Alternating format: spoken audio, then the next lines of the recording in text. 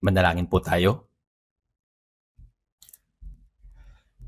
Banal at mahabagin naming Amang Diyos na sa amin na nagmamahal, nagpapasalamat po kami sa iyong walang hanggang biyaya.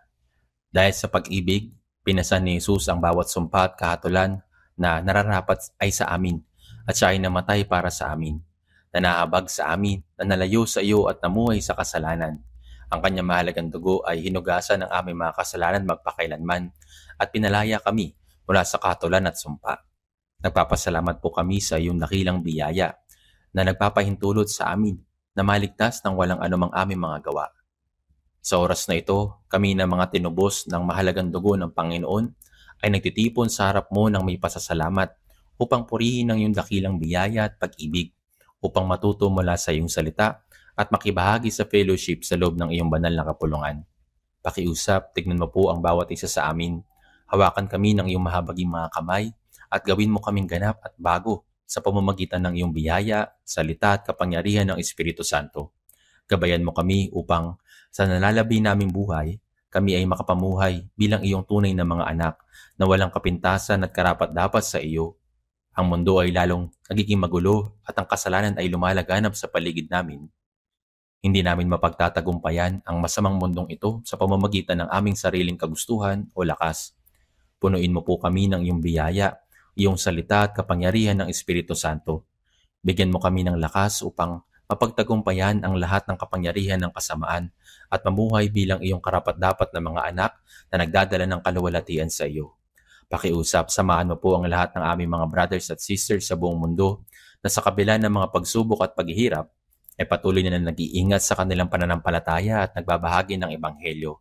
Naway punuin mo po sila ng higit na biyaya ng iyong salita at kapangyarihan at palakasin ang bawat kapatid na nagpapahayag ng Ebanghelyo nang may nag-uumapaw na sukat ng iyong espiritu at kapangyarihan.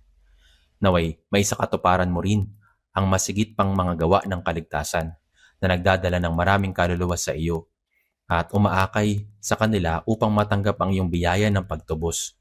Ipagkaloob mo po ang iyong biyaya sa bawat brothers at sisters na hindi makadalo ngayon, sa mga may sakit at nahihirapan sa iba't ibang dahilan.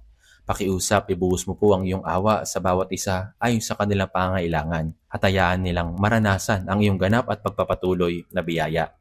Panginoon, ikaw na nagbibigay sa amin ng iyong salita sa tamang panahon at nagtuturo sa amin ng daan na dapat naming lakaran. Sa oras na ito, pakiusap, akayin mo po kami upang maunawaan at malaman ang salita at ang banal na kalooban na nais mong ihiyag sa amin. Idinadalangin namin ito sa pangalan ng Panginoong Hesukristo. Amen. Salamat po sa awit papuri ng ating choir. Tingnan po natin sa ating mga Biblia. Sa Juan chapter 15.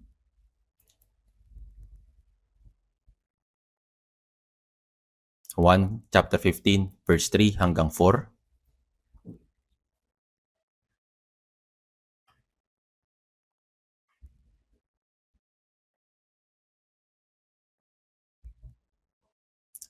Basahin po natin sa Juan chapter 15 verse 4. Kayo'y manalilinis na sa pamamagitan ng salita na aking sinabi sa inyo. Kayo'y manatili sa akin at ako'y sa inyo. Gaya ng sanga na hindi magbubunga buwas sa kanyang sarili, maliban nakakabit sa puno, gayon din naman kayo, malibang kayo'y manatili sa akin. Patuloy tayong nag-aaral ng mga sermon tungkol sa paksang ang buhay na nanatili sa Panginoon. Ibabahagi ko rin ang gayon ding paksa ngayon. Ang buhay na nananatili sa Panginoon sa part 8. Ang buhay Kristiyano ay maaaring ilarawan bilang isang buhay na nananatili sa Panginoon. Sinabi ni Jesus, kayo malilinis na sa pamamagitan ng salita na aking sinabi sa inyo. Ibig sabihin, sa pamamagitan ng salitang ibinigay ng Panginoon, ang ating mga kaluluwa ay nalinis na. Ibig sabihin, ang ating mga kaluluwa ay naligtas na. Sa mga naligtas, sabi ng Panginoon, kayo manatili sa akin at ako'y sa inyo. Ang ibig sabihin ng manatili ay ako ay nasa Panginoon at ang Panginoon ay nasa akin. Ito ay nagsasalita ng pagiging kaisa niya, pagiging isa sa Kanya. Sa Juan chapter 14 verse 20, sa araw na iyon ay malalaman ninyong ako'y nasa aking Ama at kayo'y nasa akin at ako'y nasa inyo. Sa araw na iyon ay tumutukoy sa araw na natanggap natin ng kaligtasan. Mula sa sandaling iyon, nalaman natin ng isang mahalagang bagay. Naunawaan natin ang biyaya ng Diyos, naniwala sa kanyang dakilang pag-ibig at nalaman ng kamanghamanghang katotohanan na iniligtas niya tayo. Kung paanong si Jesus ay nasa Amang Diyos, tayo rin ay nasa Panginoon. At nalaman nating ang Panginoon ay nasa atin. Iyan ay tunay na isang kamanghamanghang katotohanan. Naramdaman mo ba talaga ang ibig sabihin ng manatili sa Kanya? Kapag nagpakasal ang dalawang tao, sila ay nagsasama at nagiging isa. Sa parehong paraan, kapag sinabi ng Panginoon, ikaw ay nasa akin at ako ay nasa iyo, nangangahulugan ito na ang ating mga puso, pag-iisip, layunin ng pamumuhay at mga pagpapahalaga ay naaayon na sa Kanya. Kahit ang pagiging ligtas ay hindi lamang pagliligtas mula sa isang buhay na malayo sa Diyos. Ito rin ay pagiging kaisa ni Kristo mismo. Kaya naman, napakahalaga na patuloy nating matutunan sa pamamagitan ng salita kung ano ang tunay na kahulugan ng manatili sa Panginoon.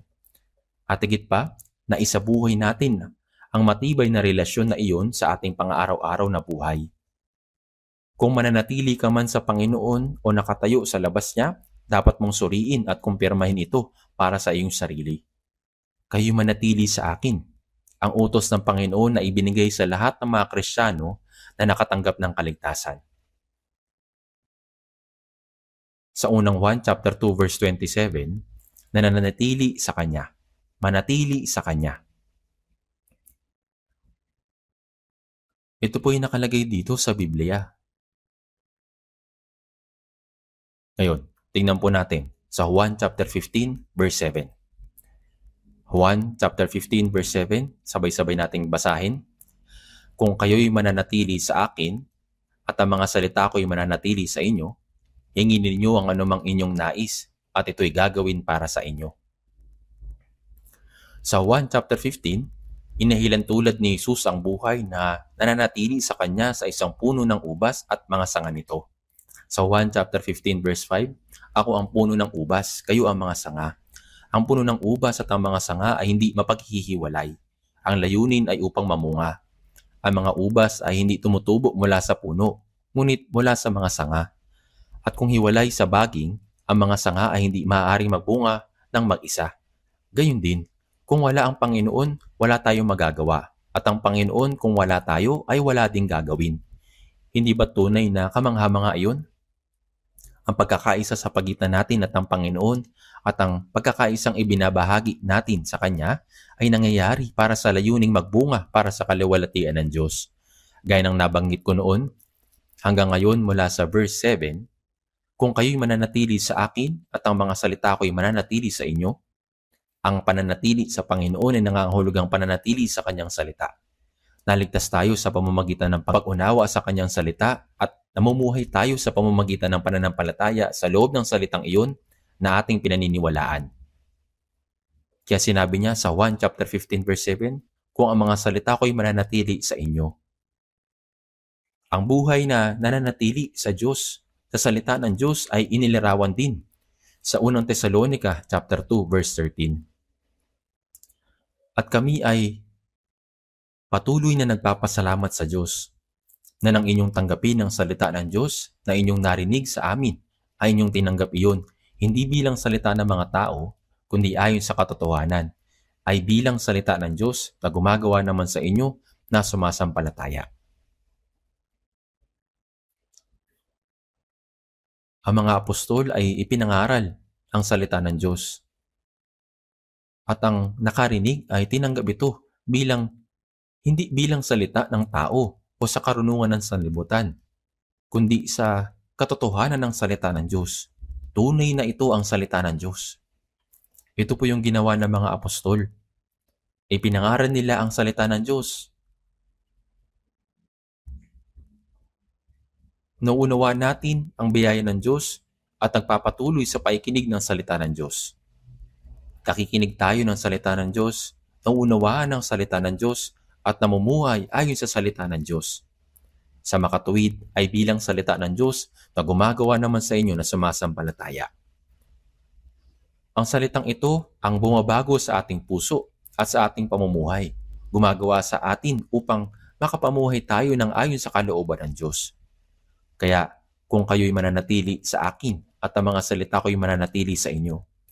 Habang nagpapatuloy tayo na nag-aaral ng mga salita, hindi ba tayo nakakarating sa pag-unawa kung ano ang salita ng Diyos, kung ano ang kalooban ng Diyos, at kung paano tayo dapat mamuhay? Nauunawaan ba ninyo ang salita ng Diyos at pagkatapos ay kaagad itong kinalilimutan? Ang salita ng Diyos, sinabi sa Santiago chapter 1 verse 25, na hindi tagapakinig na malilimutin, kundi tagatupad na gumagawa. Siya ay pagpapalain sa kanyang gawain. Kung napakinggan mo ang salita ng Diyos at kinakalimutan ito, ginagawa mong walang kabuluhan ng salita ng Diyos. Ito ay nagiging kasalanan ng pagsasawalang bahala sa salita ng Diyos. Hindi tagapakinig na malilimutin kundi tagatupad na gumagawa.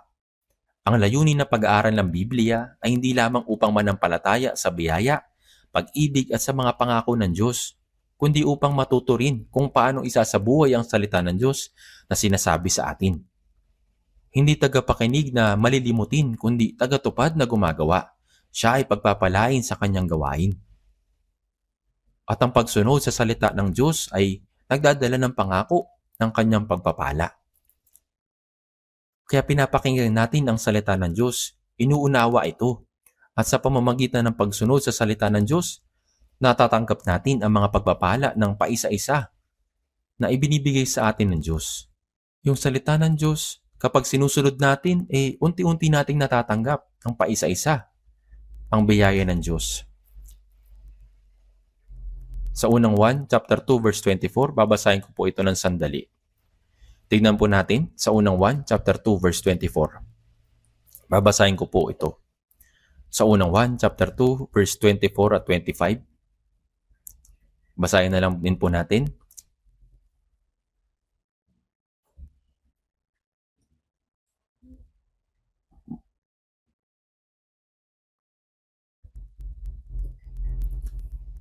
Manatili sa inyo ang inyong narinig buhat ng pasimula. Kung nananatili sa inyo ang narinig ninyo buhat ng pasimula, kayo naman ay mananatili sa anak at sa ama. At ito ang pangako na kanyang ipinangako sa atin, ang buhay na walang hanggan. Ang Panginoon na nagligtas sa atin at nagbigay sa atin ng buhay na walang hanggan. Mula ng araw na maunawaan natin ang biyaya ng Diyos. Buhat ng pasimula. Saan ang pasimula?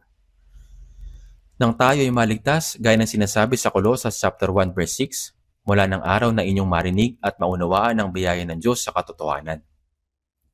Mula ng araw na tunay nating naunawaan ang biyaya ng Diyos at tayo ay naligtas, ang ating buhay na sumusunod sa salita ng Diyos ay nagsimula. Kung mananatili sa inyo ang narinig ninyo buhat ng pasimula. Ang salita na narinig buhat sa pasimula ay ang biyaya ng Diyos at ang kanyang pangako na nagligtas sa atin. At kaagad, pagkatapos na maligtas, hindi lang tayo nagkaroon ng relasyon sa Diyos at nagkaroon ng buhay na walang hanggan, kundi nag-umpisa na rin ang buhay na sumusunod sa salita ng Diyos. Kaya sinasabi dito, manatili sa inyo ang inyong narinig buhat ng pasimula. Ibig sabihin nito, hindi lamang tayo naligtas sa pamamagitan ng paikinig ng salita ng Diyos, kundi dapat din nating panatilihin ang biyaya ng Diyos at ang salita ng Diyos, ang katotohanan na nagligtas sa atin, na nananatili sa ating puso, na pinapahintulutan ang salita ng Diyos na pamunuan ng ating mga puso. Kung mananatili sa inyo ang narinig ninyo buhat ng pasimula, kayo naman ay mananatili sa anak at sa ama. Sinabi niya dito na ang pananatili sa salita ay ang pananatili kay Jesus at ang pananatili sa Diyos Ama. Ang lumayo sa salita ng Diyos ay ang paglayo sa Panginoon, sapagkat ang Panginoon ay ang salita. Ang Panginoon na nasa atin ay nagligtas. At ito ang pangako na kanyang ipinangako sa atin, ang buhay na walang hanggan.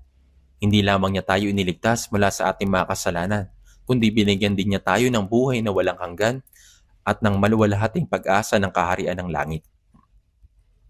Ngayon, sa buong buhay natin ngayon, ang Diyos ay kasama natin. Pinoprotektahan niya tayo, tinutulungan niya tayo, at ginagabayan niya tayo. Ang kanyang presensya sa atin ay ang kanyang salita. Ang Ebanghelyo ayon kay Juan, sabi sa chapter 1 verse 1, sinasabi po doon, sa simula ay ang salita. Hindi sinabi doon na sa simula ay ang Diyos, kundi sa simula ay ang salita, at ang salita ay Diyos. Nang ang Diyos ay nagpakita sa tao, hindi siya nagpakita sa pamamagitan ng nakikitang anyo. Walang sino man nakakita sa Diyos. Si Jesus ay ang Diyos na nagpakita sa anyo ng tao. Sabi sa 1 chapter 1 verse 18, walang sino man nakakita kailanman sa Diyos. Ang Diyos na tanging anak na nasa kandungan ng Ama ang nagpakilala sa Kanya.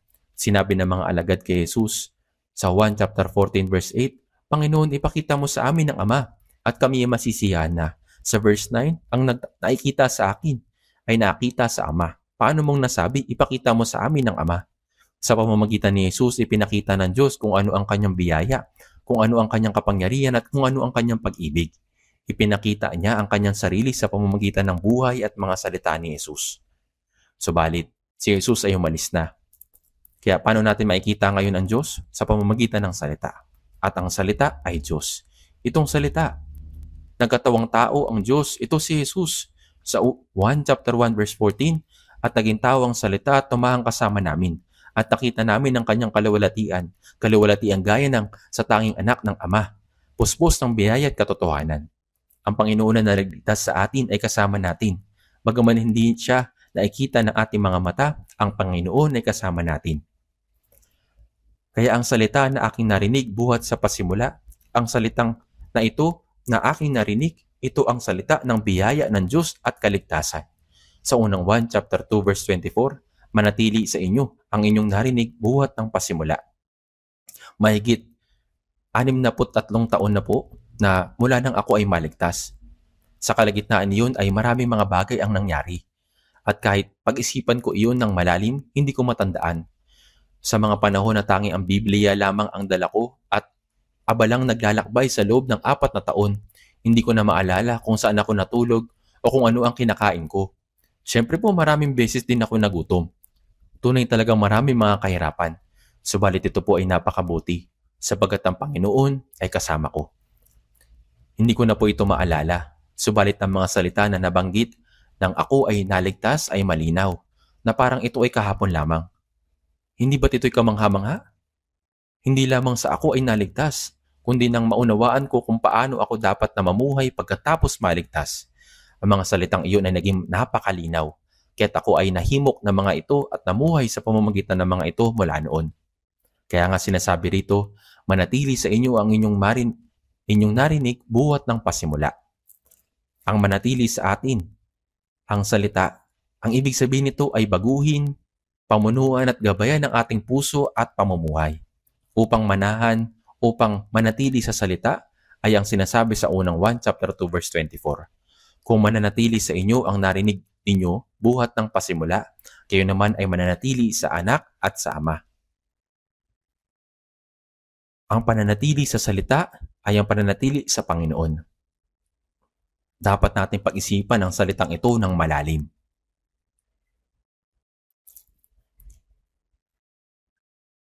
Ngayon, tignan po natin sa Juan chapter 8. Juan chapter 8 verse 31. Basahin po natin mula verse 31 hanggang 32. Juan chapter 8 verse 31 hanggang 32.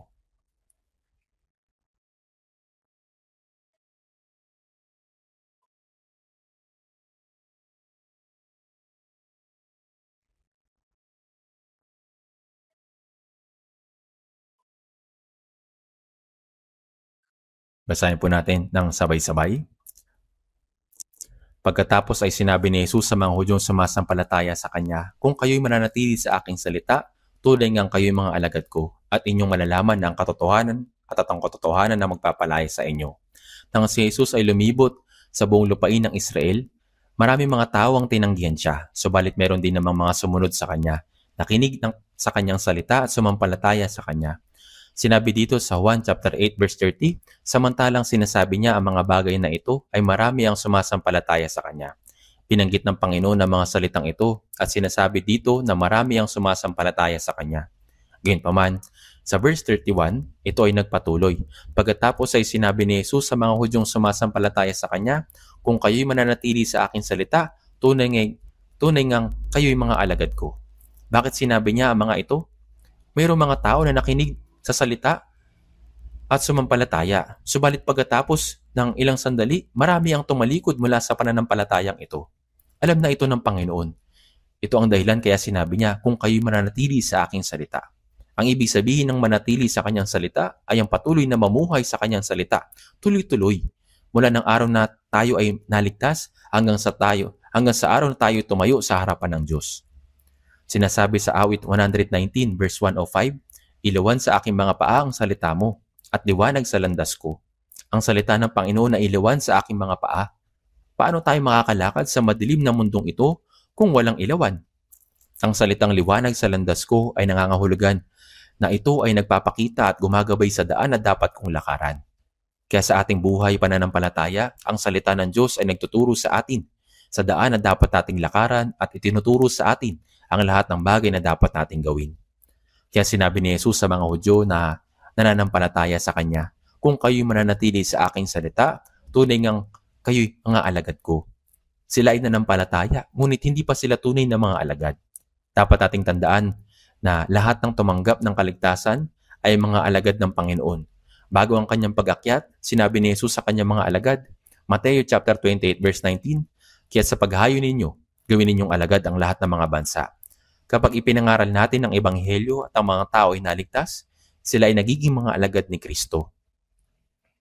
Sa aklat ng mga gawa, chapter 2, ipinangaral ng mga apostol ang Ebanghelyo ng araw ng Pentecostes. 3,000 katao ay naligtas sa isang araw matapos marinig ang salita. Patungkol sa mga naligtas, sinasabi sa mga gawa, chapter 2, verse 41, "At nadagdag ng araw na iyon ang may 3,000 kaluluwa." Pagkatapos ay sinabi sa gawa, chapter 4, verse 4, "Ngunit marami sa mga nakarinig na ang sumampalataya at ang bilang nila ay 5,000. Ang mga naligtas ay tinawag na mga alagad ni Kristo. Huwag nating kalilimutan na lahat ng mga naligtas ay alagad ni Kristo. Sa Mateo chapter 28 verse 19, sinabi ni Jesus, "Kaya sa paghahayo ninyo, gawin ninyong alagad ang lahat ng mga bansa." At sa verse 20, "At turuan silang sundin ang lahat ng mga bagay na iniutos ko sa inyo." Ang alagad ay dapat na matuto ng salita ng Panginoon, ingatan ito at sumunod sa Kanya. At ang tunay na alagad ay natututo mula sa guro, tinutularan ng guro at sumusunod sa guro at nakikibahagi sa kapalaran ng guro. Kaya sinabi ni Jesus, "Kung kayo'y mananatili sa aking salita, tunay ngang kayo'y mga alagad ko." Marami ang mananampalataya, ngunit ilan ba ang tunay na mga alagad ng Panginoon? Ito ang bagay na dapat nating pag-isipan ng malalim. Nananampalataya ako sa Panginoon, ngunit ako ba ay tunay na sumusunod sa Kanya bilang isang tunay na alagad ni Kristo?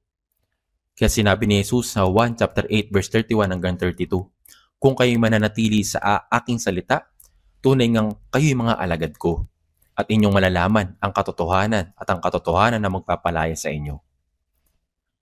Lahat ng mga tunay na sumusunod sa Panginoon at naniniwala sa Kanyang salita ng tama ay napalaya sa pamamagitan ng katotohanan iyon.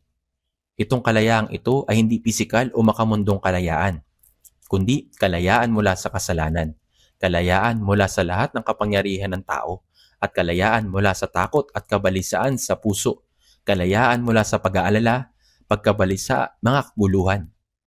At inyong malalaman ang katotohanan at ang katotohanan na magpapalaya sa inyo. Ang katotohanan ay ang Panginoon mismo. Habang lumalapit tayo sa Kanya at mas nakikilala natin Siya ng mas totoo, mararanasan natin ang hindi masabi na kalayaan at kapayapaan sa ating mga puso. Ang manatili sa Panginoon ay nangangahulugang mamuhay sa Kanyang salita at maging bihag ng Kanyang salita. Mabuhay ng buhay na ginagabayan at pinamumunuan nito. Ito po yung pananatili sa Panginoon. Ngayon, tingnan po natin sa ikalawang 1, chapter 1, verse 9. Babasahin din po natin ito ng sabay-sabay. Ikalawang 1, chapter 1, verse 9. Ikalawang 1, chapter 1, verse 9. Basahin natin. Ang sinumang lumalampas at hindi nananatili sa aral ni Kristo ay hindi kinaroroonan ng Diyos. Ang nananatili sa aral ay kinaroroonan ng Ama at gayon din ang Anak. Ang salitang lumalampas ay lumampas o lumampas sa hakbang, tulad ng paglalakad sa isang daan, ngunit nawawala sa tamang daan at dinadaanan nito. Ang sinumang lumalampas at hindi nananatili sa aral ni Kristo ay tumutukoy sa isang taong hindi nananatili sa loob o sumusunod sa mga turo ni Kristo. Ang ibig sabihin ng manatili ay mamuhay sa pagsunod sa salita. Hindi nananatili sa aral ni Kristo ay hindi kinaroroonan ng Diyos. Ibig sabihin nito na kung ang isang tao ay hindi nabubuhay ayon sa salita ng Diyos, imposible sa taong ito na magkaroon talaga ng Diyos o sumunod sa Panginoon. Ngunit ang nananatili sa aral ay kinaroroonan ng Ama at gayon din ng Anak. Ang taong nananatili sa turo ni Kristo ay nabubuhay kasama ng Ama at ng Anak at lumalakad sa paikisama sa Panginoon. Sinabi ni Jesus sa Juan chapter 15 verse 7, "Kung kayo mananatili sa akin at ang mga salita ko'y mananatili sa inyo." Ibig sabihin nito na dapat nating ipamuhay ang natitira nating buhay sa salita ng Diyos na ipinapahintulot na manahan ng sagana sa atin ang kanyang salita. Ngayon, tingnan po natin sa ikatlong 1 chapter 1 verse 8. Ikatlong 1 chapter 1 verse 8. Babasahin din po natin ito.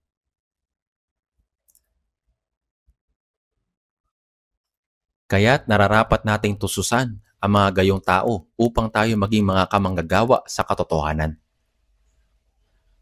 Ano pong ibig sabihin ng verse na ito? Matapos maligtas ang mga tao, hindi lamang mga apostol kundi maraming ordinaryong mananampalataya ang lumabas upang ipangaral ang ebanghelyo. Nang dumating ang malaking pag-uusig sa Jerusalem, ang mga kahiwa-hiwalay ay pumunta sa lahat ng dako na ibinabahagi ang mabuting balita. Ang mga humayo upang ikalat ang ebanghelyo ay hindi tumanggap ng anumang pinansyal na tulong o sweldo. Wala silang sinuman na tumutulong sa kanila pang araw-araw na pangangailangan. Sila ay humayo lamang sa pamamagitan ng pananampalataya na lubos na umaasa sa Panginoon. Sinasabi sa verse 7, sapagkat humayo sila alang-alang sa panganan na hindi tumanggap ng anuman mula sa mga hintil. Ang kasabihang humayo sila, ibig sabihin lumabas sila upang ipangaral ang ebanghelyo. Ipinahayag nila ang mensahe ni Kristo nang walang natanggap na kapalit, walang bayad, walang kabayaran mula sa mga taong kanilang pinangaralan. Maaari ninyong maisip kung gaano kalaking hirap at pagdurusa ang kanilang tiniis. Ipinangaral din ni Apostol Pablo ang ebanghelyo sa ilalim ng napakahirap na kalagayan. Sinabi ni Pablo sa mga Gawa chapter 20 verse 33 hanggang 34, hindi ko pinag-imbutan ang pilak o ang ginto o ang damit ni numan. Kayo mismo ang nakakaalam na ang mga kamay na ito ay naglingkod sa aking mga pangangailangan at sa mga kasama ko. At sinabi niya sa unang Tesalonica chapter 2 verse 9, natatandaan ninyo, mga kapatid, ang aming pagpapagal at paghihirap. Gumagawa kami araw at gabi upang huwag kami maging pasanin sa kanino man sa inyo. Ipinahayag namin sa inyo ang ebanghelyo ng Diyos. Ang dakilang apostol na si Pablo ay gumawa sa pamamagitan ng kanyang sariling mga kamay. Nang dumating siya sa Korinto, nakilala niya ang mag-asawang Hudyo na sina Aquila at Priscilla. Siya ay nanatili sa kanila at nagtrabaho magkakasama sa paggawa ng tolda. Kaya kahit na nagtatrabaho upang suportahan ang kanyang sarili, patuloy pa rin siya naging tapat na nangangaral ng ebanghelyo.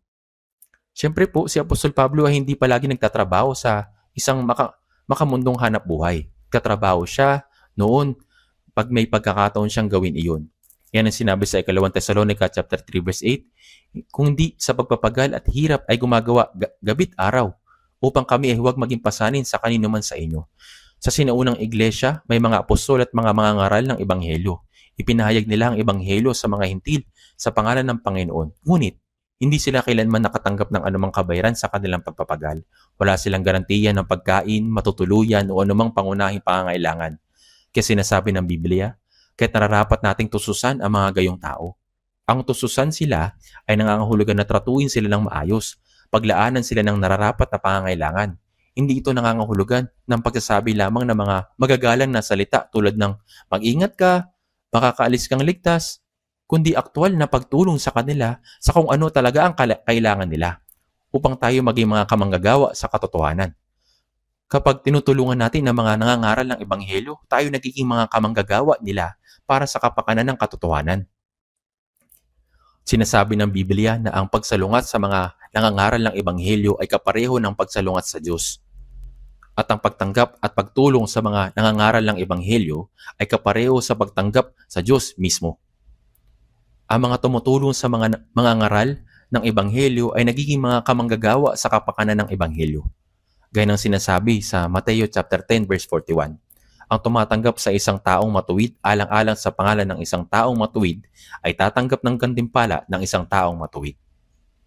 Ibig sabihin nito na kapag tinulungan natin ang mga nangangaral ng Ebanghelyo, tayo nagiging kabahagi sa gawain ng pagpapalaganap ng Ebanghelyo. Kaya matapos tayong maligtas, may bagay na dapat nating gawin para sa kapakanan ng Ebanghelyo. Hindi lamang ang evangelist, kundi lahat ng mga brothers at sisters sa church ay may bagay na magagawa para sa Panginoon at para sa Ebanghelyo. Maring ibang sabihin ng ilan, wala akong magagawa. Ngunit, bakit hindi tumitingin sa paligid at tinitignan? Tiyak na mayroon. Maring sabi ng iba, may mga tao sa church na itinalaga bilang diakono, elder o group leaders, ngunit hindi pa ako nabigyan ng anumang opisyal na posisyon sa church. Ibig sabihin ba niyan ay wala kang gawain na gagawin sa church? Ito ay maling pag-iisip. Palaging mayroong bagay na magagawa natin sa church. Tuwing linggo, matapos ang Sunday service, ang mga brothers at sisters ay masipag na naglilinis ng church, nagwawali sa tagpupunas ng auditorium, at nililinis ng banyo para mapanatiling maayos at malinis ang mga ito. Sino nag-utos sa atin na gawin ito? Walang sino man. Ito ay bagay na kusang loob nating ginagawa. Maraming bagay na pwede nating gawin sa church. Kaya kapag ang isang tao ay nagsabi, wala akong anumang magagawa, ito ay maling idea. Bawat isa sa atin ay may gawain. Ito ay maglingkod sa Panginoon, sa Ebanghelyo at sa church. Ito ang ibig sabihin ng mamuhay na nanatili sa Panginoon. Ang manatili sa Panginoon ay nangangahulugang pakikipag-isa sa Kanya, magtiwala sa Kanya at mamuhay para sa Kanya. At sinasabi ng Biblia na ang mga sumusunod sa salita ng Panginoon at nagpapagal para sa kaharian ng Diyos, sila ang mga taong pinapakinggan ng Panginoon at sinasagot ang mga panalangin. Sa 1 chapter 15 verse 7, kung kayo mananatili sa akin at ang mga salita ko'y mananatili sa inyo, hingin ninyo ang anumang inyong nais at ito'y gagawin para sa inyo. Kung kayo mananatili sa akin at ang mga salita ko'y mananatili sa inyo, ito ay kung ikaw ay sumunod o susunod at mamumuhay ayon sa salita ng Panginoon. Pagkatapos, hingin ninyo ang anumang inyong nais at ito'y gagawin para sa inyo. Ang ating mga panalangin ay hindi sinasagot dahil lamang humihingi tayo sa Diyos ng isang bagay. Maring itanong ng Diyos, kung ibibigay ko ito sa iyo, ano ang gagawin mo rito? Hindi tinutulungan ng Diyos ang mga walang ginagawa o hindi nagtatrabaho. Bakit niya tinutulungan ng gayong tao? Maring isipin ng ilan, dahil tinutulungan ako ng Diyos, hindi ko na kailangan gumawa ng kahit ano. Nagpapalaki ba ang Diyos ng mga tamad? O hinihikayat ba niyang mabuhay sa katamaran? Tiyak na hindi.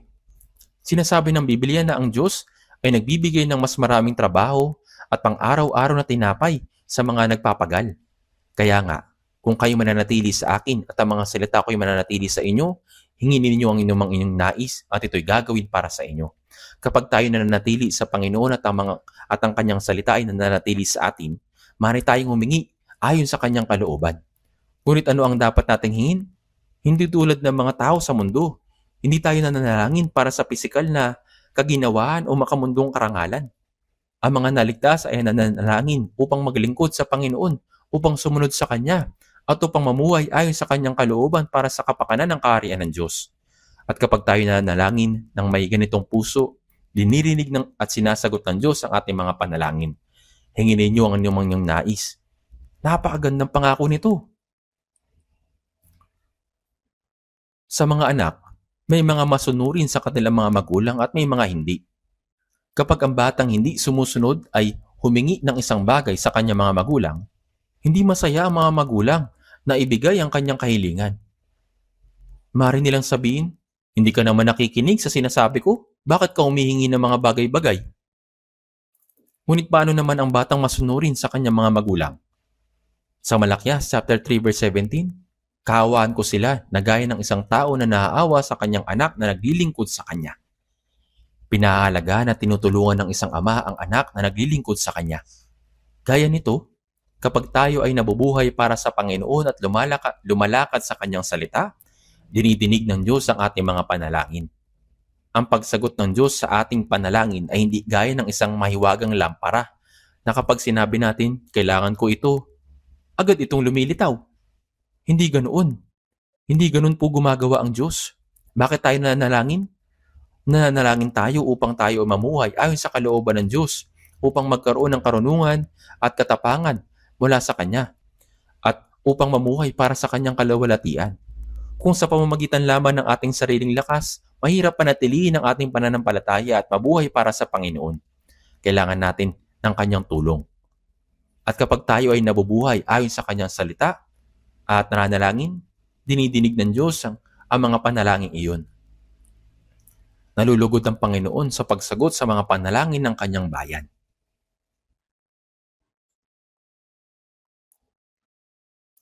Ngayon, tingnan po natin sa ating mga Biblia.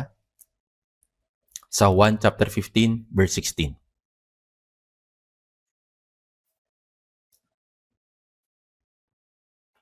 1 chapter 15 verse 16. Tingnan po natin sa 1 chapter 15 verse 16. Babasahin din po natin ito ng sabay-sabay.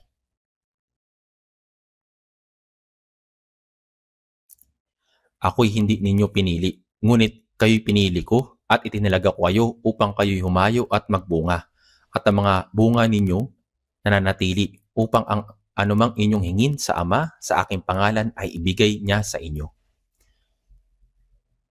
Sinabi ni Jesus, ako'y hindi ninyo pinili, ngunit kayo'y pinili ko at itinalaga ko kayo. Sa katunayan, wala na ang 12 apostol at ang mga apostol na hinirang mismo ni Jesus.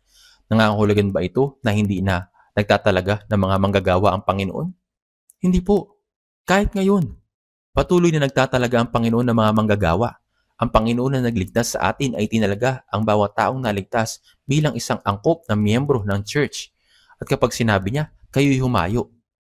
Saan tayo dapat na humayo? Dapat tayong humayo sa mundo, dala ang ebanghelyo. Kapag ang mga naligtas ay palagi nagtitipon, umaawit ng mga himno, nananalangin, nagpe-fellowship, lagi nagsasaya, ngunit paano naman ang mga hindi paligtas? Kung hindi ibubuka ang ating mga bibig at hindi maangaral, walang maliligtas. Ang ilang mga church na may mga problema ay tila nagsasaya lamang sa kanilang mga sarili. Hindi sila nangangaral. Kung gayon, ano bang layunin ng ating buhay? Sinasabi sa Lucas chapter 15 verse 17, sinasabi ko sa inyo, magkakaroon ng higit na kagalakan sa langit dahil sa isang makasalanan nagsisisi kaysa sa 99 na taong matutuwid na hindi nangangailangan ng pagsisisi. Higit na nagagalak ang Diyos na may isang taong maligtas kaysa 99 na taong naligtas na nagdiriwang. Nalulugod siya rito. Sa katunayan, totoo na ang mga taong naligtas ay dapat na magkaroon ng fellowship at magsaya sa fellowship. Ngunit hindi ito ang wakas. Dapat nating ipangaral ang ebanghelyo sa mga taong hindi paligtas. Kayo'y humayo upang ipangaral ang ebanghelyo at magbunga. Mayroong dalawang kahulugan tungkol sa bunga. Sa Galatia chapter 5, verse 22 hanggang 23, mayroong 9 na bunga ng Espiritu Santo. Ito ang mga bunga sa ating personal na buhay. Ang mga bunga na ito ay dapat na nagagawa natin sa ating buhay. Ito ang bunga ng Espiritu Santo. Sa Galatia chapter 5, verse 22 hanggang 23, subalit ang bunga ng Espiritu ay pag-ibig, kagalakan, kapayapaan, pagkatyaga, kagandahang loob, kabutihan, katapatan, kaamuhan at pagpipigil sa sarili. Laban sa mga ito ay walang kautusan. Ang 9 na bungang ito ay natural na nagbubunga sa atin kapag tayo ay naligtas at namumuhay ayon sa Espiritu Santo. Gayunman, mahalaga din na kapag ipinangangaral natin ang ebanghelyo at ang mga tao ay naligtas, ang bawat isa sa kanila ay isang bunga. Kaya naman sinabi ni Apostol Pablo tungkol sa ilang kapatiran sa unang Korinto chapter 16 verse 15. Mga kapatid, ngayon ay nakikiusap ako sa inyo. Nalalaman ninyo na ang sambahayan ng ni Estefanas ang mga unang bunga ng Akaya at kanilang itinalaga ang kanilang sarili sa paglilingkod sa mga banal. Roma chapter 16 verse 5, batiin ninyo si Epeneto na minamahal ko na siyang unang nahikayat kay Kristo sa Asya. Ito ay bunga. Bawat isang maliligtas ay bunga. Hindi po ba? Ang puno ng ubas ay namumunga ng ubas. Ang Kristiyano ay dapat laging mamunga ng Kristiyano. Tama ba? Kaya upang kayo humayo at magbunga, ang mga bunga ninyo ay mananatili upang ang anumang inyong hingin sa Ama, sa aking pangalan na ibigay niya sa inyo. Ang magbunga at ang mga bunga ninyo ay mananatili. Ang nangangahulugan na dapat tayo magpatuloy ang pangangaral lang sa Ebanghelyo. Nasasaksihan natin ang mga gawa ng Diyos at sinusunod ito. Tama po ba? Nabubuhay ako ng maayos kapag mabuti ang lahat ng... Subalit kapag hindi, ay hindi rin. Hindi ganyan ang buhay Kristiyano. Kaya sa gitna ng kahirapan at pagdurusa, ang layunin ng ating buhay para sa Panginoon ay dapat hindi magbabago at dapat itong mamunga at manatili. Ang mga ginagawa para sa Panginoon ay dapat na magpatuloy upang ang anumang inyong hingin sa Ama, sa aking pangalan na ibigay niya sa inyo. Kung gumagawa tayo para sa kaharian ng Panginoon at sa Ebanghelyo ayon sa kalooban ng Panginoon, diringgin ng Diyos ang ating mga panalangin. Kahit nananalangin tayo, ngunit hindi naman tayo nabubuhay para sa Panginoon, anong sasabihin sa atin ng Panginoon? Kung ang panalangin natin ay hindi para sa kaluwalhatian ng Diyos at hindi ayon sa kalooban niya, hindi ito panalangin. Hindi ito mabuting panalangin.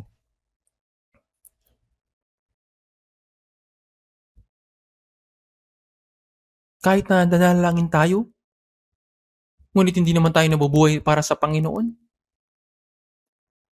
hindi ito mabuting panalangin. Hindi ito para sa kaluwalhatian ng Diyos. Ngayon, tignan po natin sa Juan chapter 14, verse 13 hanggang 14. Juan chapter 14, verse 13 hanggang 14. Babasahin din po natin ito ng sabay-sabay. Juan chapter 14, verse 13 hanggang 14. Basahin natin. At anumang hingin ninyo sa aking pangalan ay aking gagawin, upang ang Ama ay maluwalhati sa Anak. Kung kayo'y humingi ng anuman sa pangalan ko, ay gagawin ko. Ano ang eksaktong pangako ng Panginoon sa verse na ito? Kung kayo'y humingi ng anuman sa pangalan ko, ay gagawin ko. Kung tayo humingi ng anuman, ay gagawin ng Panginoon. Subalit ang panalangin ba natin ay tapat o hindi? Sabi sa awit, number 33, verse 1, ang pagpupuri ay nababagay sa matuwid. Sa unang Timoteo chapter 1, verse 5, na nagbumula sa malinis na puso at sa mabuting budhi at sa pananampalatayang hindi pagpakunwari. Ito ang tunay na panalangin. Pero ang panalangin para sa ating sariling pagnanais ng laman at kaginawahan ay hindi panalangin ayon sa kalooban ng Diyos. Kung kayo humingi ng anuman sa pangalan ko, anuman, ay hindi nangangahulugan sasagutin ng Diyos ang ating panalangin para sa ating sariling pagnanasa sa laman. Kapag ginawa natin ang naayon sa kalooban ng Diyos, sa panahong iyon, gagawin ng Diyos ang anumang idinadalangin natin. Aking gagawin upang ang Ama ay maluwalhati sa Anak. Nais ng Diyos na makinig sa ating panalangin. Nalulugod ang Diyos na makamit ang ating panalangin. Kaya't nais ng Diyos na maluwalhati siya sa pamamagitan ng buhay natin. Kung kayo humingi ng anuman sa pangalan ko, ay gagawin ko. Kung kayo humingi ng anuman sa pangalan ko, ay gagawin ko. Ito po yung sinabi niya. Ito'y parang blankong tseke. Kung may magsabi na kung dadalhin mo ito at ipapalit sa bangko, pwede kang makakuha ng kahit ano. Gaano ito kabuti? Kung kayo humingi ng anuman sa pangalan ko, ay gagawin ko. Ito'y mas mabuti kaysa blankong tseke. Gayunpaman, may kondisyon. Diringgin ng Diyos ang ating panalangin ayon sa kalooban ng Panginoon at para sa ikaluluwalhati ng Diyos.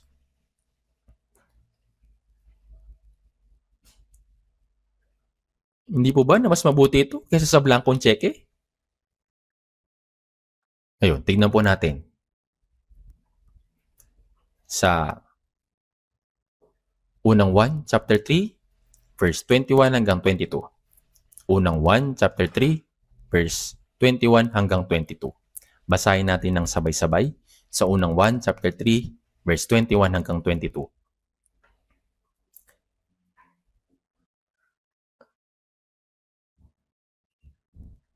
Basahin natin ng sabay-sabay, verse 21 hanggang verse 22. Mga minamahal, kung kayo'y hindi inahatulan ng ating puso, tayo ay may kapanatagan sa harapan ng Diyos, at anumang ating hingin ay tinatanggap natin mula sa Kanya, sapagkat tinutupad natin ang Kanyang mga utos at ginagawa natin ang mga bagay na kalugod-lugod sa Kanyang harapan. Mga minamahal, ito ang salita para sa mga ligtas na kapatid. Kung tayo hindi inahatulan ng ating puso, sinusunod natin ang salita ng Diyos sa ating Christian life. Kaya kung titignan natin sa unang 1, chapter 3, maraming salita na dapat nating mahalin ang mga kapatid. Kung mahal natin ang mga kapatid, ay katibayan na tayo'y naligtas mula sa kamatayan tungo sa buhay. Sa unang 1, chapter 3, verse 14, nalalaman natin tayo dumaan na mula sa kamatayan patungo sa buhay sapagkat iniibig natin ang isa't isa. Ang hindi umiibig ay nananatili sa kamatayan. Anong katibayan ng kaligtasan? Makikilala nila ang mga taong ligtas. Nalalaman nila kung sino ang magkakapatid at nalulugod sila sa kanila at mahal nila ang mga kapatid. Ayun, sa unang 1, chapter 3, verse 16. Basahin din po natin ng sabay-sabay.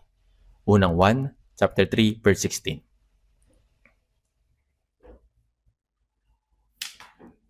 Basahin natin sabay-sabay sa unang 1, chapter 3, verse 16. Dito natin naikilala ang pag-ibig sapagkat ibinigay niya ang kanyang buhay alang-alang sa atin at nararapat nating ibigay ang ating mga buhay alang-alang sa mga kapatid. Inialay ng Diyos ang kanyang tanging anak, si Jesus, upang iligtas tayo. Sinabi ni Jesus sa krus, Mateo chapter 27 verse 46, Diyos ko, bakit mo ako pinabayaan? Pinabayaan siya ng Diyos. Bakit niya pinabayaan? Pinabayaan niya ang kanyang tanging anak para hindi tayo pabayaan. Maring ibaling din ng Diyos ang kanyang muka. Nang namatay si Jesus sa krus, sa loob ng 3 oras ay nagdilim ang langit at nawalan ng liwanag ang araw. Ang lupa'y nayanig, nagkaroon ng lindol, ang langit ay umiyak at ang lupa ay umiyak din. Pinabayaan siya ng Diyos. Sumigaw si Jesus, Diyos ko, bakit mo ako pinabayaan? Ito'y upang hindi tayo pabayaan. Sa verse 16, sinasabi rito, dito natin naikilala ang pag-ibig sapagkat ibinigay niya ang kanyang buhay alang-alang sa atin at nararapat nating ibigay ang ating mga buhay alang-alang sa mga kapatid. Ibinigay ng Panginoon ang kanyang buhay upang iligtas tayo. At walang pag-ibig na hihigit pa sa pagbibigay ng buhay ng isang tao. Ang tanging anak ng Diyos ay nagbigay ng kanyang buhay upang iligtas ang mga makasalanan gaya natin. Dito natin maikilala ang pag-ibig. Kamanghamang ang pag-ibig ng Diyos na iniligtas niya ang isang gaya ko. Si Jesus bagaman kapantay ng Diyos ay naging tao at naparito sa mundong ito. Dinanas ang lahat ng uri ng sakit. Tinanggap niya ang hatol na kamatayan na nararapat lamang sa pinakamiserabling makasalanan. Nagtiis ng kahihiyan at labis na kahirapan at siya'y namatay sa krus. Dito natin naikilala ang pag-ibig. Sa pamamagitan ng pagkakilala sa pag-ibig ng Panginoon at nararapat nating ibigay ang ating mga buhay alang-alang sa mga kapatid, ang dakilang pag-ibig ng Diyos. Ang pag-ibig kung saan ibinigay ng Panginoon ang kanyang buhay upang iligtas ang isang makasalanang gaya ko. Nalalaman na ang pag-ibig na iyon, alang-alang sa mga kapatid, saan natin dapat gamitin ang pag-ibig na natanggap natin mula sa Panginoon? Dapat natin itong isabuhay sa ating mga kapatid. At nararapat nating ibigay ang ating mga buhay alang-alang sa mga kapatid.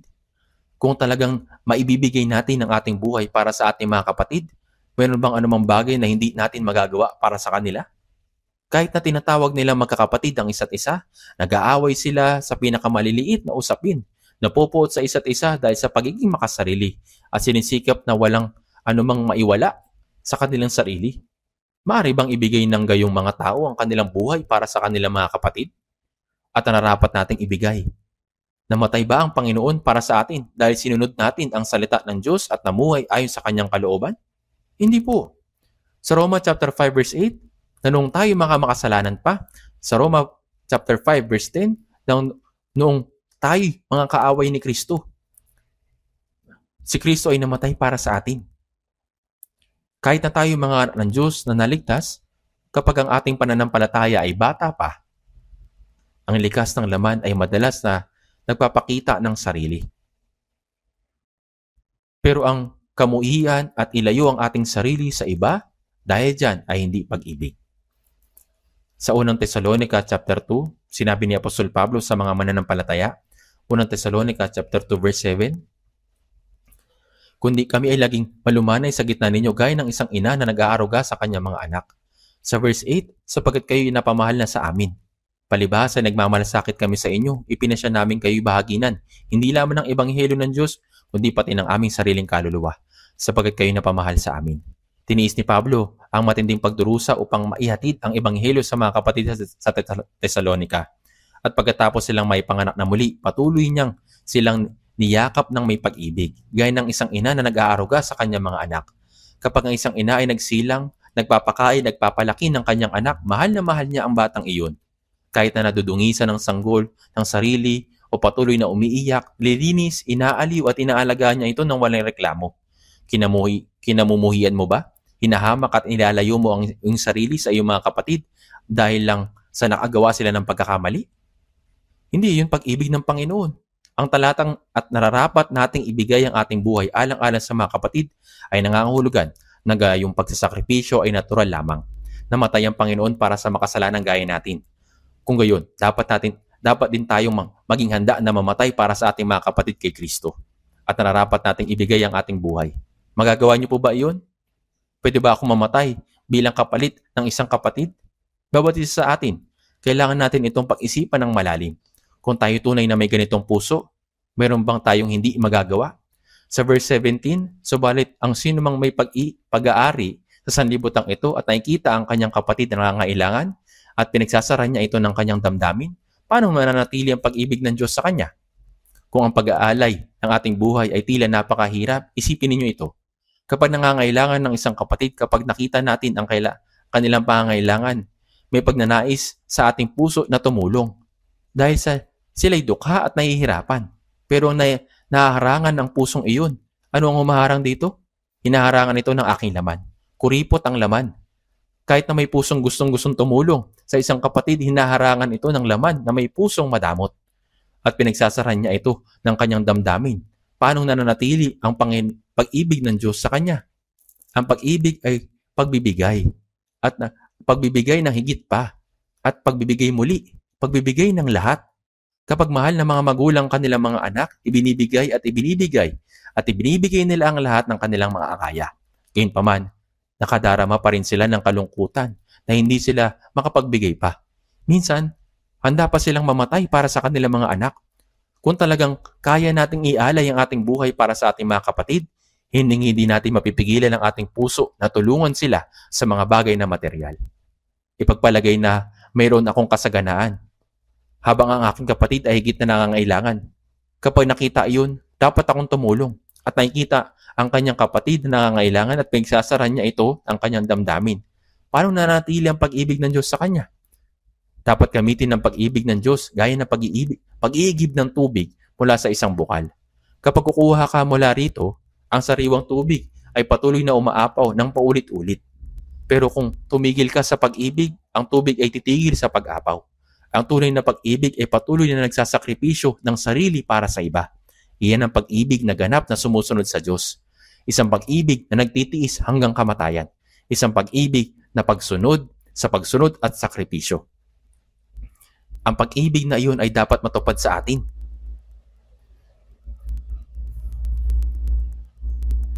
Ngayon, tignan po natin sa unang 1, chapter 3, verse 18 hanggang 19. Basahin din po natin ito ng sabay-sabay. Unang 1, chapter 3, verse 18 hanggang 19.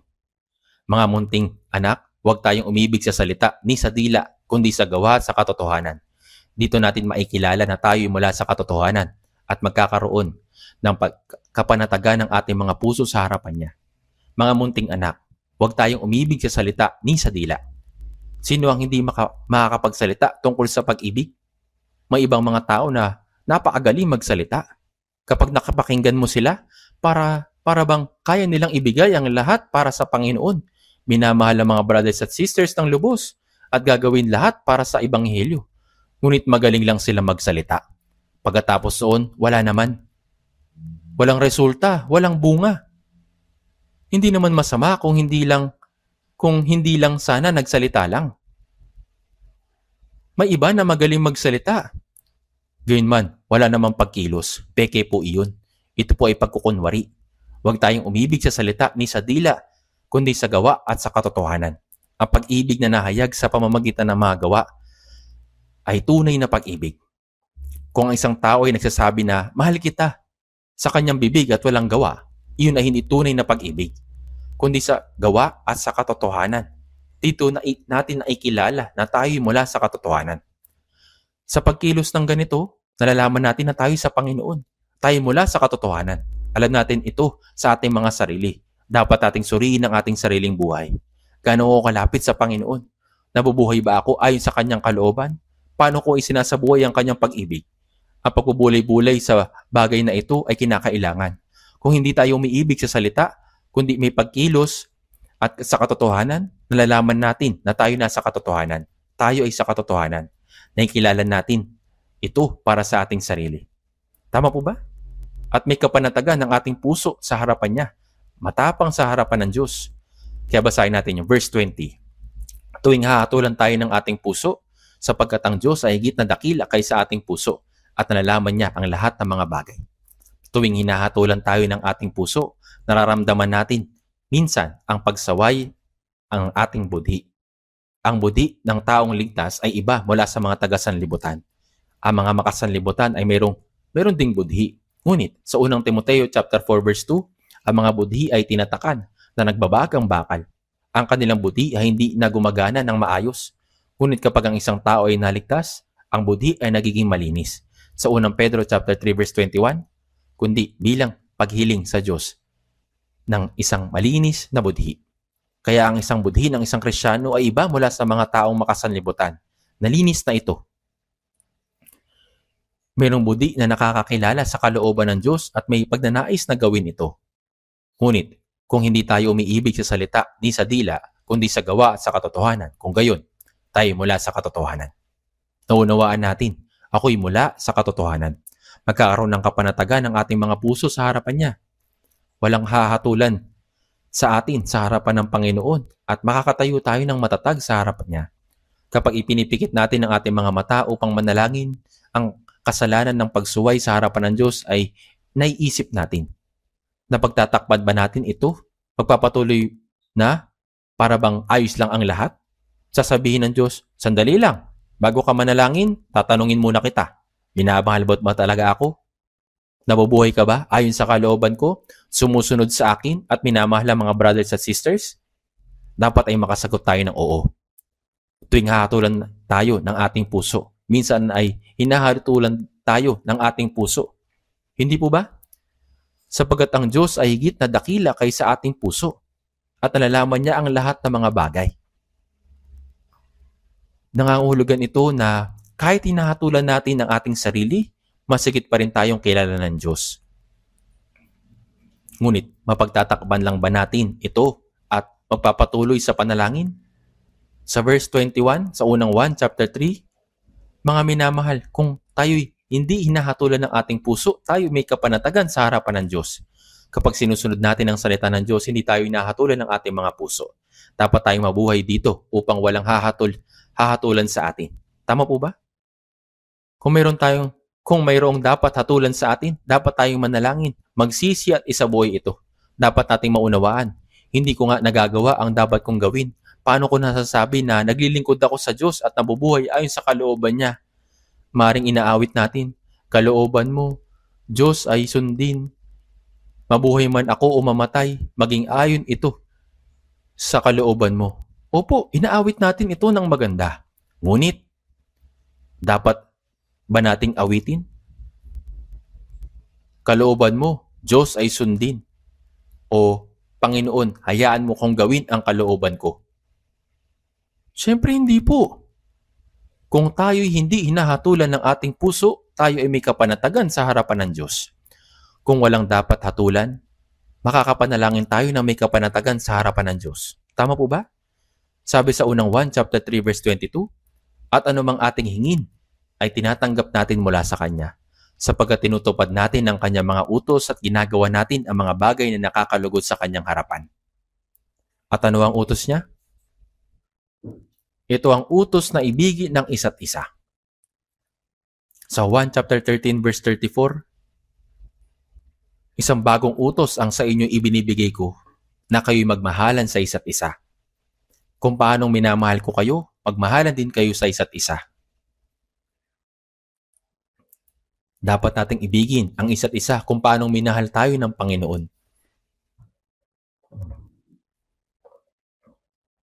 Sinabi sa 1 chapter 13 verse 35, sa pamamagitan nito ay makikilala ng lahat ng mga tao na kayo'y aking mga alagad kung kayo'y may pag-ibig sa isa't isa.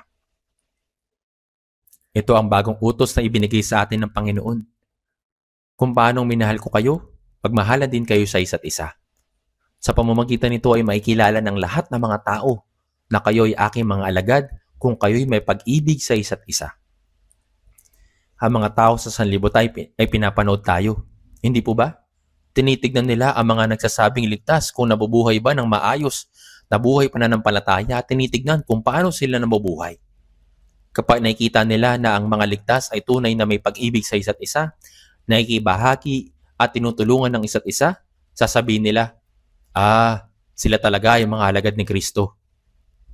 Malalaman ng lahat na kayo ay mga alagad. At hahangaan nila ito at nanaisin nila na makibahagi sa fellowship. Hindi po ba? Ang mga tao sa sanlibutan na hindi ganun. Ang mga makasanlibutan ay ginagamit o dinadaya maging ang mga kaibigan nila upang makakuha ng gusto nila. Ngunit tayo, kapag ginagawa natin ang mga bagay para sa Panginoon at para sa ating mga brothers at sisters, ito ay ginagawa talaga natin para sa Panginoon. Kapag nabubuhay tayo ng may pagsasakripisyo, pagpapakumbaba at pagsunod, kung ganun, maikilala ng lahat ng mga tao na kayo'y aking mga alagad.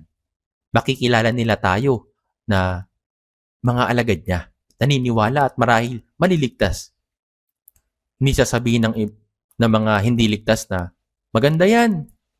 Kapag sinabi natin na tayo ay ligtas o naipanganak na muli, panonoorin nila kung paano tayo nabubuhay.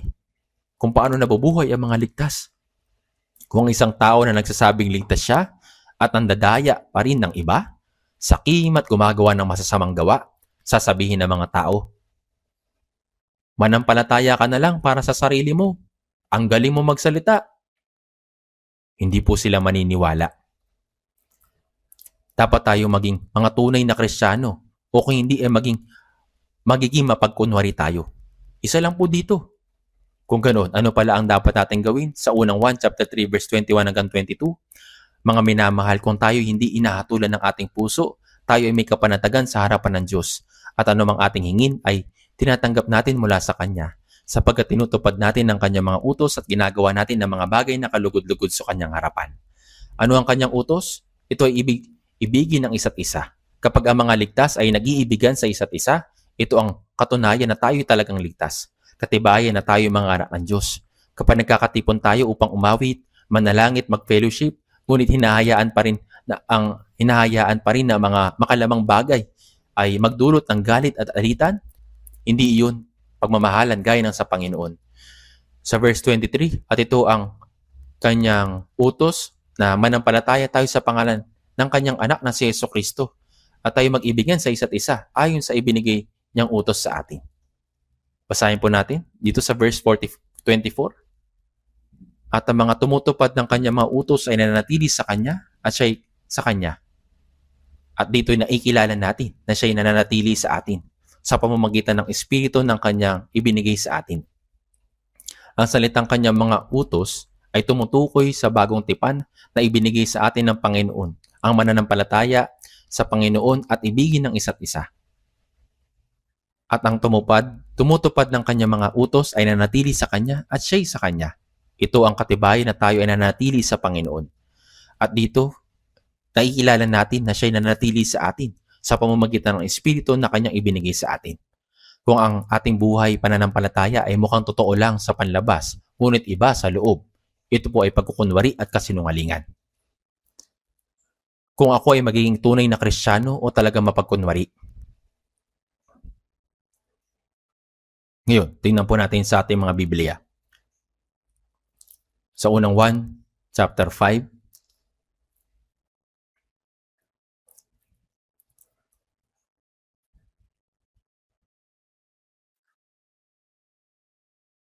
Sa unang 1, chapter 5, verse 14 hanggang 15.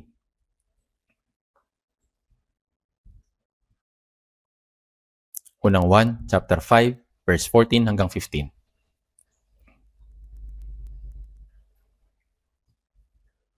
Babasahin din po natin ito ng sabay-sabay.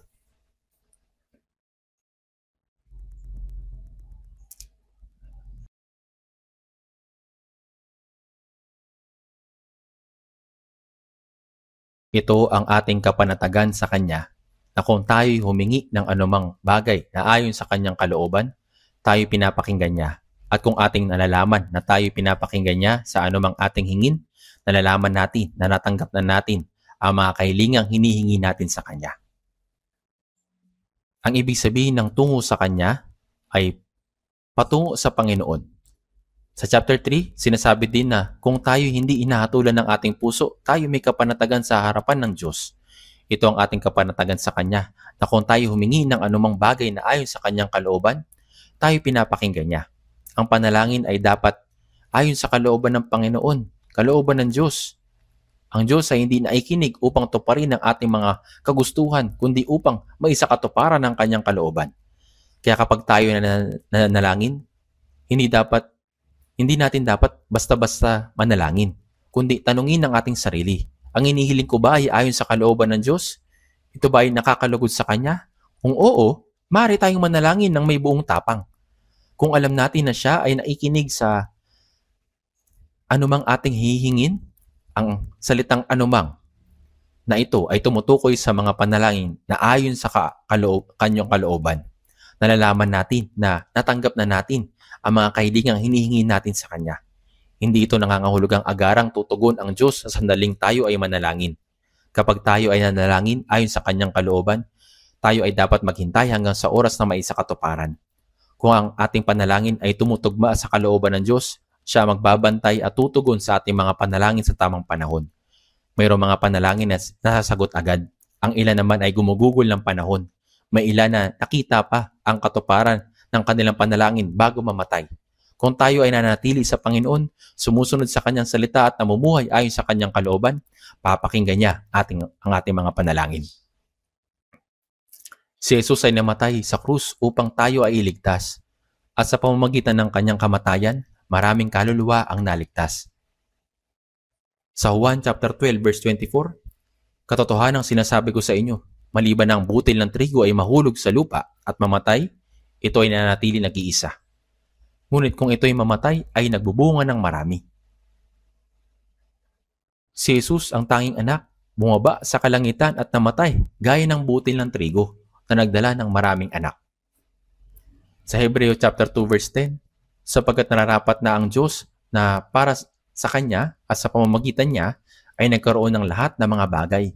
Sa pagdadala ng maraming anak tungo sa kalawalatian ay gawing sakdal ang tagapagtatag ng kanilang kaligtasan sa pamamagitan ng mga pagdurusa.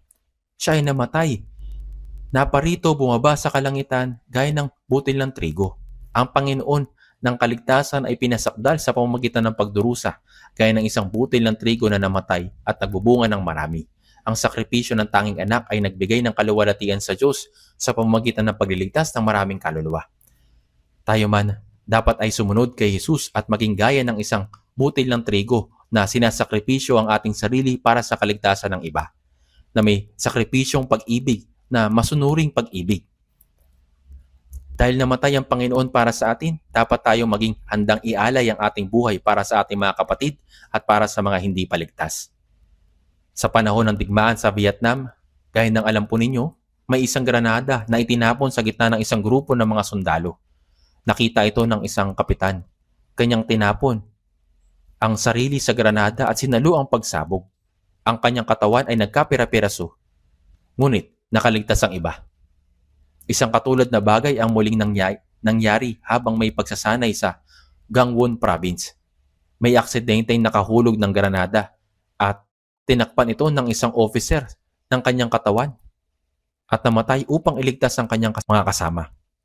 Kaya sinabi ni Jesus sa Juan chapter 15 verse 13 hanggang 14, walang may higit pang dakilang pag-ibig kaysa rito na ibigay ng isang tao ang kanyang buhay dahil sa kanyang mga kaibigan. Kayo aking mga kaibigan kung ginagawa ninyo ang mga bagay na aking iniutos sa inyo. Kayo aking mga kaibigan kung ginagawa ninyo ang mga bagay na aking iniutos sa inyo. Kung gagawin natin ang iniutos ng Panginoon, matatanggap natin ang kaluwalhatian na maging kanyang kaibigan. Yes, inialay po ng isang officer yung kanyang katawan. Ganito rin po yung ginawa ng isang officer na matay upang iligtas ang kanyang mga kasama. Nagkapera-peraso din yung kanyang katawan, ngunit nakaligtas ang iba. Kung gagawin natin ang inuutos ng Panginoon, matatanggap natin ang kaluwalhatian na maging kanyang mga kaibigan. Ang tanging bugtong na anak ng Diyos ay ating magiging kaibigan kung ating susundin ng kanyang salita. Kayo'y aking mga kaibigan kung ginagawa ninyo ang mga bagay na aking iniutos sa inyo. Ibinigay ng Panginoon ang kanyang buhay para sa atin at inutusan tayo na ibigay ang ating mga buhay para naman sa iba. Kailangan nating sundan ang kanyang halimbawa. Sa unang Korinto chapter 11 verse 1, maging tulad kayo sa akin, gaya ko kay Kristo. Si Apostol Pablo ay naging isang tagatulad ni Kristo. Si Jesus na anak ng Diyos ay pumarito sa sanlibutan at nagdusa ng lubos. Sa loob ng 30 taon ay namuhay siya bilang anak ng isang hamak na karpentero. Sino makakaalam na siya ang anak ng Diyos, ang Kristo? Paging sa 3.5 taon na kanyang ministeryo, bagaman siya ay gumawa ng maraming himala, siya ay lubos na nagdusa. Walang lugar na mapagpapahingahan ng kanyang ulo.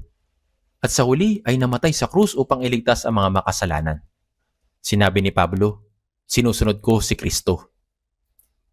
Si Pablo na minsang umusig kay Jesus ay nakilala siya sa daan patungong Damasco at naligtas. Mula sa oras na iyon hanggang sa kanyang kamatayan sa Roma, kung saan siya ay pinugutan ng ulo, itinalaga ni Pablo ang kanyang sarili sa pangangaral ng Ebanghelyo. Siya ay nagdusa ng gutom, kawalan ng tulog, ng lamig, pagkakulong, at ng hindi mabilang na mga pambubugbog. Ngunit sinabi ni Pablo, sundan ninyo ang aking mga halimbawa, gaya ng aking pagsunod sa halimbawa ni Kristo. Sinusundan natin ang mga yapak ng pagdurusa ni Kristo. Sa Galatia chapter 6 verse 17, sapagkat taglay ko sa aking katawan ang mga bakas ng paghihirap ni Jesus. Ito ay ang mga bakas ng pagdurusa.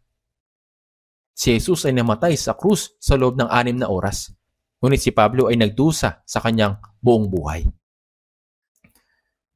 Sa unang Korinto chapter 15 verse 31, ako'y namamatay araw-araw.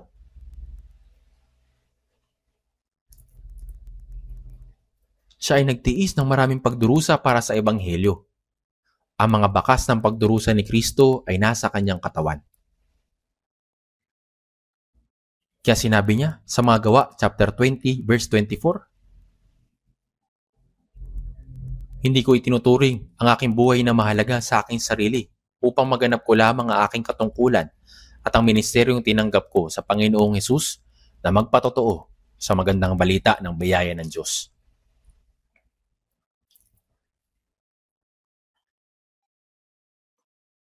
Sinabi niya ito, ang misyon na tinanggap niya mula sa Panginoon.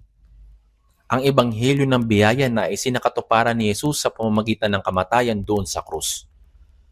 Ngunit hindi ko itinuturing na aking buhay na mahalaga sa aking sarili upang maganap ko lamang ang aking katungkulan na magpatotoo sa magandang balita ng biyaya ng Diyos.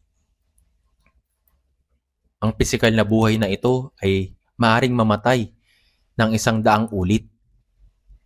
Ano po sa tingin ninyo? Tayo po. Bagaman hindi tayo mamatay ng 100 ulit, hindi ba dapat tayo mamuhay para sa Panginoon kahit isang beses lang? Tama po ba? Minsan binabanggit ko po ang buhay pananampalataya. Subalit sapat na ba ang pumunta lang tayo sa church ng tamang sa oras, umawit ng himno, manalangin, makipag-fellowship sa brothers at sisters, at magbigay ng kaunting offering, At mamumuhay na ba iyon? At pamumuhay na ba iyon ng isang buhay pananampalataya? Hindi po. Ang isang taong ligtas ay sumusunod sa Panginoon. Ang pagsunod ba sa Panginoon ay madali? Ang isang taong ligtas ay sumusunod sa Panginoon.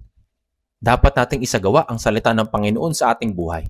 Dapat nating ibigin ang ating mga brothers at sisters. Dapat rin tayong gumawang magkakasama upang iligtas sa mga hindi pa naliligtas. Tanging sa pamamagitan nito, maluluwalhati ang Diyos.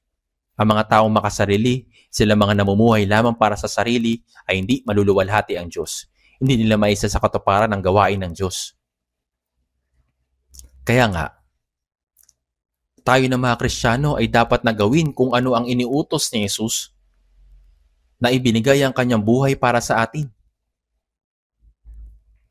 Sa paggawa nito, matatanggap natin ang karangalan na maging mga kaibigan ni Kristo. Ito po ang pagsasakripisyong pag-ibig ni Kristo, ang kanyang kusang pag-ibig. Tanging sila na mga nakibahagi dito ang maaaring manatili sa Panginoon at maging kanyang tunay na mga alagad. Sinasabi sa Lucas chapter 16 verse 9, makipagkaibigan kayo para sa inyong mga sarili sa pamamagitan ng mga kayamanan ng kalikuan. Si Jesus ay namatay doon sa krus upang maging kaibigan natin at iniligtas tayo. Tama po. Ang Panginoon ay namatay upang iligtas sa mga makasalanan gaya natin at gawin tayong kanyang mga kaibigan. Kung gayon, ano ang dapat natin gawin? Makipagkaibigan kayo para sa inyong mga sarili sa pamamagitan ng mga kayamanan ng kalikuan. Ang dahilan na tinawag ito ng Biblia na kayamanan ng kalikuan ay dahil ang ating kayamanan sa simula pa lang ay pag-aari ng Diyos. At ito ay magiging mahalaga lamang kapag ginamit ito ayon sa kanyang kalooban ng Diyos. Gayunpaman, kung mabibigo tayong gamitin ito ayon sa kalooban ng Diyos at sa halip ay mabubuhay para sa ating sariling laman, ito ay magiging kayamanan ng kalikuan. Naunawaan po ninyo? Kung maikipagkaibigan kayo gamit ang inyong kayamanan, magkakaroon kayo ng kaibigan na mabubuhay magpakailanman. Kaibigan na pupunta sa langit. Lucas chapter 16 verse 9, makipagkaibigan kayo para sa inyong mga sarili sa pamamagitan ng mga kayamanan ng kalikuan. Si Jesus ay namatay sa krus upang gawin tayong mga kaibigan niya at tayo mga kaibigan na nagliligtas ng ibang kaluluwa na mapupunta sa langit. Upang makagawa ng walang hanggang kaibigan, dapat nating isakripisyo ang ating mga ari-arian. Ano po sa tingin ninyo? Ginagawa po natin ito. Ang iba po ay napakahusay sa paggawa nito, habang ang iba ay maaaring nag-iisip, paano kung ayaw ko itong gawin? Ginagawa naman ito ng lahat? Opo, kahit hindi ninyo ito gawin, ay gagawin ito ng iba. Subalit kapag umarap kayo sa Panginoon, ayos lang kaya yun? Tatanungin kayo ng Panginoon, anong ginawa ninyo upang makapunta dito? Tanging sila ang kusang isinakripisyo ang kanilang sarili para sa Panginoon bilang tugon sa pag-ibig na isinakripisyo ni Jesus ay tunay na masasabing nananatili sa Kanya. Pakipagkaibigan kayo para sa inyong sarili, sa inyong mga sarili sa pamamagitan ng mga kayamanan ng kalikuan upang kung ito'y maubos na, kailan po? Kapag ang sanlibutan ay nagtapos na, mga kapatid, nag-iipon tayo at sinusubukan mabuhay ng maayos. Subalit kapag ang mundo ay biglang nagtapos, kung gayon ay walang matitira. Kapag ito ay natapos na, tandaan ninyo ang mga kaibigang ginawa natin. Sila mga naligtas sa pamamagitan ng pagsasakripisyo ng ating oras, ng ating material na ari-arian, ng ating kalayaan, ng ating mga bagay na pag-aari natin ay mga walang hanggang kaibigan. Sila mga ginawa nating kaibigan ay kanilang tatanggapin kayo sa mga walang hanggang tahanan. Kapag kayo ay napunta na sa langit, ang Panginoon ay sasalubungin ako. At gayon din ang ating mga brothers at sisters at ang mga kaibigan na naligtas sa pamamagitan ng ating mga sakripisyo ay sasalubong sa atin. Sa sandaling ito, maaaring hindi ko alam kung sino ang gumawa ng pagsasakripisyo para sa pagliligtas. Subalit nalalaman ito ng Panginoon. Kapag ako ay pumunta na sa kanyang harapan, ay maikilala ko ito ng lubusan kung paanong nakikilala niya. Kung ang mga brothers at sisters na iyon ay hindi nanalangin para sa akin, nagbigay ng offering at nagsakripisyo para sa akin, paano ako maliligtas? Nalalaman ito ng Panginoon ng lubusan. Yan ang nalalaman niya, kaya nga ay sasalubungin niya tayo. Ay kanilang tatanggapin kayo sa mga walang hanggang tahanan. Dapat tayong gumawa ng mga walang hanggang kaibigan na papasok sa langit. Sa unang Korinto chapter 10 verse 33, sinabi po ni Apostol Pablo, kung paanong sinisikap ko makapagbigay lugod sa lahat ng mga tao sa lahat ng mga bagay, na hindi ko hinahanap ang aking sariling kapakanan, kundi ang sa marami upang sila ay maligtas. Sinabi ni Apostol Pablo na hindi niya hinahanap ang kanyang sariling kapakanan, kundi sa halip ay hinahanap niya kung ano ang mabuti para sa iba at para sa kanilang kaligtasan. At sinabi niya na tayo rin ay dapat na gawin ang kapareho nito. Sinabi niya sa mga taga-Korinto, 1 Korinto chapter 10 verse 33, na hindi ko hinahanap ang aking sariling kapakanan, kundi ang sa marami, upang sila'y maligtas. Ang pagliligtas ay hindi madali. Nangangailangan ito ng pagsasakripisyo ng sarili. Dapat tayo magsakripisyo ng ating oras, ng ating material na ari-arian, ng ating kalayaan, at maging ng ating buhay kung kinakailangan. Kapag ang isang tao ay namatay at ang isang tao naman ay naligtas, ito po ay kapaki-pakinabang na gawain. Naunawaan niyo po ba? Sa ganito tayo sumusunod sa Panginoon. Ang araw ng pagbabalik ng Panginoon ay napakalapit na. At ang araw na maaari tayong mabuhay para sa Panginoon, sa pangaral ng Ebanghelyo, para sa kapakanan ng Panginoon, at sumunod sa Kanya ay hindi na magtatagal. Hindi pa ba tayo mabubuhay sa maiksi at nalalabing araw ng ating mga buhay na may katapangan at maayos, nang walang anumang kahihiyan sa harap ng Panginoon? Pumunta tayo sa Panginoon, sa harap ng Panginoon at tumanggap ng papuri at kaluwalhatian. Manalangin na po tayo. Mahabagin naming Amang Diyos, nagpapasalamat kami sa pagliligtas mo sa amin at pagbili sa amin sa pamamagitan ng iyong mahalagang dugo na dumanak sa halip namin upang magawa naming kugulin ang nalalabi naming buhay na naglilingkod sa iyo, sa pagsunod sa iyo, sa pananatili sa church kung saan ikaw ay kumikilos, nagpapalaganap ng ebanghelyo at isinasakatuparan ang mahalagang gawain na ipinagkatiwala mo sa amin. Panginoon, panghawakan mo kami sa pamamagitan ng iyong salita, pag-ibig at ng kapangyarihan ng Espiritu Santo. Tulungan mo po kaming mamuhay ng walang anumang dapat ikahiya bilang tunay na mga anak ng Diyos at mga alagad ni Kristo sa nalalabi naming buhay. Gabayan mo po ang aming buhay upang walang sino man sa amin ang mabuhay para sa kanilang sarili, kundi para sa iyo lamang, Panginoon, sa Ebanghelyo at kung ano ang nakakalugod sa iyo. Dinadalangin namin ito sa pangalan ng Panginoong Hesukristo. Amen.